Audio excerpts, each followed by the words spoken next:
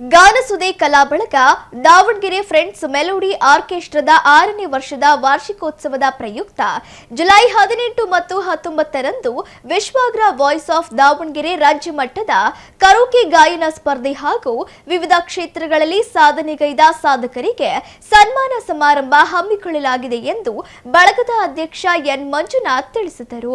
ಸುದ್ದಿಗೋಷ್ಠಿಯಲ್ಲಿ ಮಾತನಾಡಿದ ಅವರು ಜುಲೈ 18ರಂದು ಬೆಳಗ್ಗೆ 10:30ಕ್ಕೆ ಕುವೆಂಪು ಕನ್ನಡ ಭವನದಲ್ಲಿ ನಡೆಯುವ ಕಾರ್ಯಕ್ರಮವನ್ನು ದೂಢಾಧ್ಯಕ್ಷ ದಿನೇಶ್ ಕೆ ಶೆಟ್ಟಿ ಉದ್ಘಾಟಿಸಲಿದ್ದು ವಿವಿಧ ಗಣ್ಯರು ಆಗಮಿಸಲಿದ್ದಾರೆ. ಈ ಕಾರ್ಯಕ್ರಮದಲ್ಲಿ ಸುಮಾರು 200ಕ್ಕೂ ಹೆಚ್ಚು ಜನರು ಆಗಮಿಸಲಿದ್ದು ಈಗಾಗಲೇ 40 ಜನರು ನೋಂದಣಿ ಮಾಡಿಕೊಂಡಿದ್ದಾರೆ.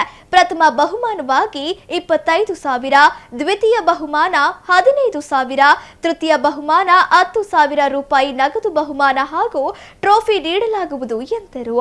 ಜುಲೈ 19ರಂದು ಸಂಜೆ ಸಮಾರೋಪ ನಡೆಯಲಿದ್ದು ಡಾಕ್ಟರ್ ಶಿವಕುಮಾರ್ ಹಾಗೂ ಸರಿಗಮಪ ಖ್ಯಾತಿಯ ಖಾಸಿಂ ಅಲಿ ಭಾಗವಹಿಸಿ ಬಹುಮಾನ ವಿತರಣೆ ಮಾಡಲಿದ್ದಾರೆ ಎಂದರು.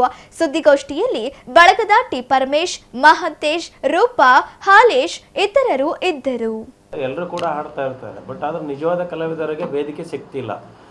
ಎಲೆಮರೆಯ ಕಾಯ್ತಿರ್ತಕ್ಕಂಥ ಕಲಾವಿದರನ್ನ, ಅವಕಾಶದಿಂದ ವಂಚಿತರಾಗಿರ್ತಕ್ಕಂಥ ಕಲಾವಿದರನ್ನ ಈ ಒಂದು ವೇದಿಕೆಯ ಮೂಲಕ ಅವರನ್ನು ನಾವೆಲ್ಲರಿಗೂ ಪರಿಚಯಿಸಬೇಕು ಅನ್ನೋ ಒಂದು ಉದ್ದೇಶ ಹಿಡ್ಕೊಂಡು ಈ ಸಂಸ್ಥೆಯಿಂದ ನಾವು ಕಾರ್ಯಕ್ರಮವನ್ನು ಆಯೋಜನೆ ಮಾಡಿದ್ದೇವೆ.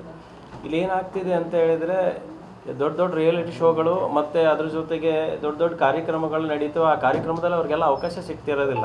ಇವತ್ತು ಈ ಒಂದು ವೇದಿಕೆಯಿಂದ, ಅದರಲ್ಲೂ ನಮ್ಮ ದಾವಣಗೆರೆ ಭಾಗ, ನೀವು ಗಮನಿಸಿರ್ತೀರಿ, ಇಷ್ಟು ರಿಯಾಲಿಟಿ ಶೋಗಳಲ್ಲಿ ಕಾರ್ಯಕ್ರಮಗಳು ನಡೀತವೆ, ಬಟ್ ಬಹುತೇಕ ನಮ್ಮ ದಾವಣಗೆರೆ ಭಾಗದಲ್ಲಿ ಕಲಾವಿದರಿಗೆ ಅವಕಾಶ ಸಿಕ್ಕಿರೋದಿಲ್ಲ.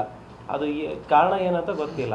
ಹಾಗಾಗಿ ಇಲ್ಲಿ ನಾವು ಸ್ಥಳೀಕರಾಗಿ ನಾವು ಕಲಾವಿದರನ್ನು ಗುರುತಿಸ್ಬೇಕು ಅಂತ ಹೇಳಿದ್ರೆ ಒಂದು ಕಾರ್ಯಕ್ರಮ ಭಾಳ ಮುಖ್ಯವಾಗಿದೆ ಅಂತೇಳಿ ನಾವೆಲ್ಲ ಸಂಸ್ಥೆಯಲ್ಲಿ ಕುತ್ಕೊಂಡು ಮಾತನಾಡಿ ಈ ಒಂದು ಕಾರ್ಯಕ್ರಮವನ್ನು ಆಯೋಜನೆ ಮಾಡಿದ್ವಿ.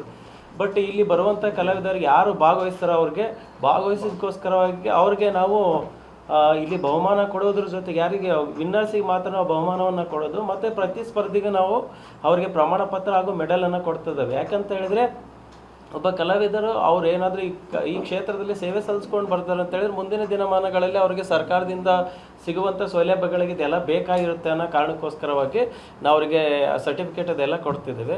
ಹಾಗಾಗಿ ಪ್ರತಿ ಸ್ಪರ್ಧೆಗೂ ಇಲ್ಲಿ ನಾವು ಉಪಹಾರದ ವ್ಯವಸ್ಥೆ ಮತ್ತು ಅವ್ರಿಗೆ ಕಾಫಿ ಟೀ ವ್ಯವಸ್ಥೆ ಹಾಗೂ ಇದಕ್ಕೆ ಈ ಒಂದು ಬರ್ತಕ್ಕಂಥ ಕಲಾವಿದನ ಬಹುತೇಕ ನಮಗೆ ಬಂದಿರತಕ್ಕಂಥ ಕರೆಗಳು ರಾಜ್ಯದ ಬಹುತೇಕ ಜಿಲ್ಲೆಗಳಿಂದ ಕಲಾವಿದರು ಕಾಲ್ ಮಾಡಿದ್ದಾರೆ.